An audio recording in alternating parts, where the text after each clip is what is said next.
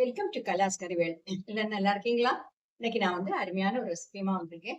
அது என்னன்னா ராகி பன் தோசை தான் நாம இன்னைக்கு பண்ண போறோம். ஹெல்த்தியானது, வெயிட் லாஸுக்கும் ரொம்ப நல்லது. சாதாரணமா பன் தோசை நம்ம பண்ணுவோம் எப்பவுமே. ஆனா இது வந்து ராகில பண்ணக்கூடியது. நான் கொஞ்சமா தான் இப்போ உங்களுக்கு செஞ்சு காட்டுறேன். உங்களுக்கு எவ்வளவு தேவையோ அதுக்கு தக்கபடி நீங்க சேர்த்துக்கலாம். ஓகே, நான் இதுக்கு வந்து தயிர் சேர்க்கிறேன். தயிர் வந்து ரொம்ப புளிப்புள்ளதா எடுக்காதீங்க. நார்மலா புளிப்புள்ளதா எடுங்க தயிர். இல்லை உங்ககிட்ட இருக்கக்கூடிய தயிர் வந்து கொஞ்சம் புளிப்பு உள்ளதா இருந்தா நீங்க வந்து குவான்டிட்டியை கொஞ்சம் கம்மி, நான் சொல்லக்கூடிய குவான்டிட்டி இருக்கேன் அதை விட கொஞ்சம் கம்மி பண்ணிக்கோங்க. இப்போ நல்லா சூப்பரா பன் தோசை பண்ணிடலாம். ஓகே, கட்டாயம் ட்ரை பண்ணி பாருங்க. வாங்க அதை எப்படி பண்றதுங்கிறது பார்க்கலாம். ராகி பன் தோசை தான் பண்ண போறோம். பாருங்க, நல்ல டேஸ்ட்டாக இருக்கும், நல்ல சாஃப்டாகவும் இருக்கும். நான் வந்து அரை கப்பு ராகி ஃப்ளோர் தான் இன்றைக்கி எடுத்துருக்கிறேன். அதுக்கு வந்து அரை கப்பு தயிர் சேர்த்தேன். தயிர் வந்து நல்ல புளிப்பான தயிராக இருந்தால் நீங்கள் வந்து அதோட கம்மியாக தயிர் சேர்த்தா போதும். ஓகே, இல்லை புளிப்பு இல்லாமல் ஃப்ரெஷ்ஷாக உள்ள தயிராக மேக்ஸிமம் எடுக்க பாருங்கள், அதுதான் நல்லாயிருக்கும். பாருங்கள், நம்ம எடுத்து பார்க்கலாம். நல்லா சாஃப்டாக இருக்கும், உள்ள எல்லாம் பார்த்தீங்களா வெந்து நல்லா சாஃப்டாக இருக்குது. ரொம்ப ஹெல்த்தியானதும் கூட இந்த ராகி பன் தோசை. கட்டாயம் ட்ரை பண்ணி பாருங்கள். இந்த வீடியோ ஃபுல்லாக பார்த்துட்டு உங்கள் ஃபீட்பேக்கையும் தெரியுங்க. அது எப்படி பண்ணுறதுங்கிறது பார்க்கலாம் வாங்க. அப்போ நாம் இன்றைக்கி இந்த ஹெல்த்தியான சாஃப்டான ராகி பன் தோசை பண்ணுறதுக்காக நான் வந்து அரை கப்பு ராகி கேழ்வரகு மாவு எடுத்துருக்கிறேன். அதுக்கு வந்து நம்ம அரை கப்பு தயிர் சேர்க்கலாம். அரை கப்பு தயிர் சேர்க்குறேன். அப்புறம் வந்து இதில் ஒரு 1/4 கப்பு ரவை, நம்ம உப்புமாக்கெல்லாம் வாங்குவோமே பாம்பே ரவைன்னு சொல்லுவோமே அந்த ரவை, அதையும் சேர்த்துறேன். இனி இதில் வந்து ஒரு 1/4 கப்பு தண்ணி சேர்த்துடலாம். சேர்த்துட்டோம். இது எல்லாத்தையுமா மிக்ஸ் பண்ணிடலாம். எல்லாத்தையுமா நல்லா கிளறிக்கலாம். பாருங்கள், எல்லாத்தையும் நல்லா மிக்ஸ் பண்ணிட்டேன். இது ஒரு 15 நிமிஷத்துக்கு நாம் மூடி வச்சிடலாம். இருக்கட்டும், ஒரு 15 நிமிஷத்துக்கு அப்புறம் எடுக்கலாம். அந்த டைமில் நாம் வந்து கொஞ்சம் வெங்காயம், கேரட் இதெல்லாம் கட் பண்ணணும். அந்த வேலையை பார்த்துடலாம். பாருங்கள், அதுக்காக நான் வந்து கேரட் வந்து கிரேட் பண்ணி வச்சுருக்கேன். 3 டேபிள் ஸ்பூன் நிறைய இருக்கும். ஒரு 1/4 பீஸ் இருக்கும். ஒரு கேரட்டோட 1/4 பாகம் இருக்கும்.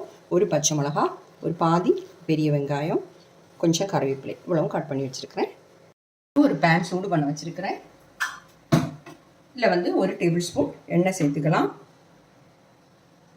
எண்ணெய் வந்து சூடாகட்டும். வந்து எண்ணெய் சூடாகிடுச்சு.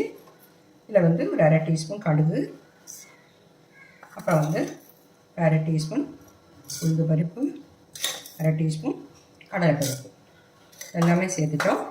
இதெல்லாம் கொஞ்சம் சுவைத்து வரட்டும்.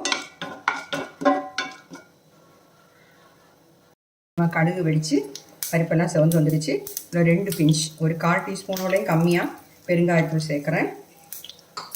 அப்புறம் வந்து இதில் நாம் கட் பண்ணி வச்சுக்கக்கூடிய வெங்காயம், பச்சை மிளகாய், கேரட்டு, கருவேப்பிலை எல்லாமே சேர்த்துட்றேன். சேர்த்து ஒரு நிமிஷம் வதக்கினா போதும்.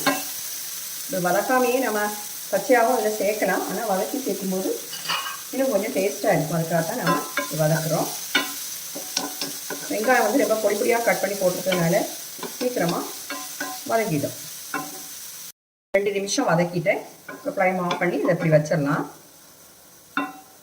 இப்போ நாம் இந்த ஊற வச்சு 15 நிமிஷம் ஆயிடுச்சு. இதை வந்து ஒரு மிக்ஸி ஜாரில் சேர்த்துப்போம். சேர்த்துட்டு தண்ணி சேர்க்காமல் அரைச்செடுக்கணும். நம்ம ரவை எல்லாம் கொஞ்சம் சாஃப்டாக வரும், அதுக்காக தான் இப்படி பண்ணுறது. அதை அரைச்சி எடுத்துட்டேன். இந்த பவுல்லையே சேர்த்துறேன். நான் வந்து இது கூட 1 டேபிள் ஸ்பூன் தண்ணி சேர்த்து அரைச்சேன். நம்மளுக்கு தண்ணி தேவைப்பட்டால் மட்டும் சேர்த்தா போதும். ஏன்னா இந்த மாவு வந்து நம்மளுக்கு கெட்டியாக தான் இருக்கணும், தண்ணி ஆகக்கூடாது. நாம் வதக்கி வச்சுக்கக்கூடியதை அதை சேர்த்துடலாம். எல்லாமே இதை சேர்த்துட்றேன். எல்லாமே இதில் சேர்த்துட்டேன். இது கொஞ்சமாக உப்பு சேர்த்துக்கலாம். இப்போ வந்து கொஞ்சம் சேர்த்துக்கோங்க. நான் வந்து இப்போ அரை கப்பு ராகி ஃப்ளோர் தான் எடுத்துருக்கிறேன். எனக்கு கொஞ்சம் போதும். அதனால நீங்கள் வந்து உங்களுக்கு தேவைப்பட்டால் கூடுதல் எடுக்கிறதா இருந்தால் இன்க்ரீடியன்ஸ் எல்லாம் கூட்டிக்கோங்க. இப்போ வந்து நாம் இதில் ஒரு 2 பிஞ்சு பேக்கிங் சோடா சேர்க்குறோம். ஏன்னா நம்ம உடனே பண்ணுறதுனால பேக்கிங் சோடா ஒரு 1/4 டீஸ்பூன் வேண்டாம், அதை விடையும் கம்மியாக போதும். ஒரு 2 பிஞ்சு போதும். பாருங்க, சேர்த்துருக்குறேன். ஏன்னா அப்போ தான் இது வந்து கொஞ்சம் பொங்கி நல்லா இருக்கும். பாருங்கள், இவ்வளோ கெட்டியாக இருக்குது. இதை விடையும் கெட்டியாக இருந்தாலும் ஒன்றும் பிரச்சனை இல்லை. மாவு தண்ணி ஆகிடக்கூடாது. இதையும் சேர்த்துட்டோம். இனி நாம் வந்து பண்ணிடலாம். தட்கா பேன் வச்சுருக்கிறேன். இதில் வந்து கொஞ்சமாக ஆயில் சேர்த்துக்கலாம். சூடாகட்டும். கொஞ்சமாக கொத்தமல்லி தழையும் சேர்த்துருக்கிறேன். இது சூடாயிடுச்சு. இப்போ வந்து நம்ம மாவு சேர்த்துடலாம். இதுக்கு பதிலாக நீங்கள் வந்து ஆப்ப சட்டி எடுத்தாலும் போதும். ஆப்பம் சுடக்கூடிய பேன் இருக்கே, அதை எடுத்தாலும் போதும். இது வந்து 1.5 ஆப்பம் சேர்க்குறேன். இந்த ஆப்பைக்கு 1.5 ஆப்பம் மாவு சேர்த்துக்கிறேன். இதில் வந்து கொஞ்சமாக ஆயில் சேர்த்துக்கலாம். கொஞ்சமாக ஒரு சொட்டு தான் சேர்க்குறேன்.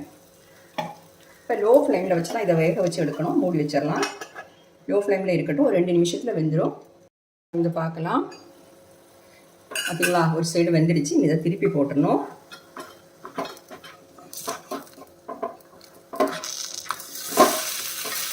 மறுபக்கம் இந்த மாதிரி வேகட்டும்.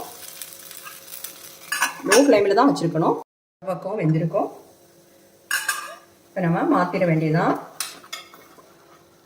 பாருங்கள், 2 சைடும் வெந்துடுச்சு. இன்னும் உங்களுக்கு வந்து கொஞ்சம் கூட வேகணும்னா இன்னும் ஒரு நிமிஷம் போட்டிருக்கலாம். ஒன்றும் பிரச்சனை இல்லை. ஒரு ஸ்டவ் வந்து லோ ஃப்ளேமில் வைக்கும்போது ஒரு மாதிரி சூடாக இருக்கும். அதுக்காக தான் அப்படி சொல்கிறேன். பன் தோசை 2 சைடும் வெந்துடுச்சு. பிளேட்டுக்கு மாற்றிடுறேன்.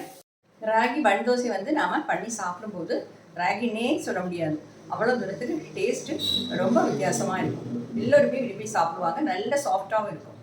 எனக்கு ரொம்ப பிடிக்கும் தான் ராகி பன் தோசைங்கிறது. ராகி பன் தோசை வந்து சூப்பராக ரெடி ஆகிடுச்சு. பாருங்கள், பன் மாதிரியே இருக்குது. உள்ளே என்ன நல்லா சாஃப்டாக இருக்கும். சாப்பிட்றதுக்கு ரொம்ப அருமையாக இருக்கும். நான் வந்து தேங்காய் சட்னி தான் வச்சுருக்கிறேன். உங்களுக்கு தக்காளி சட்னி, கார சட்னி எது வச்சு வேணாலும் சாப்பிடலாம். அருமையாக இருக்கும். ஓகே, கரெக்டாக நீங்கள் ட்ரை பண்ணி பாருங்கள். ஹெல்த்தியானது கூட. அப்போ என்னுடைய இந்த வீடியோ எல்லாருக்கும் பிடிச்சிருக்கும்னு நினைக்கிறேன். பிடிச்சிருந்ததுன்னா தயவுபடி லைக் பண்ணுங்கள், ஷேர் பண்ணுங்கள், கமெண்ட் பண்ணுங்கள், சப்ஸ்கிரைப் பண்ண மறந்துடாதீங்க. அடுத்த நல்ல ரெசிபியுமா மீண்டும் சந்திக்கலாம். தேங்க்யூ.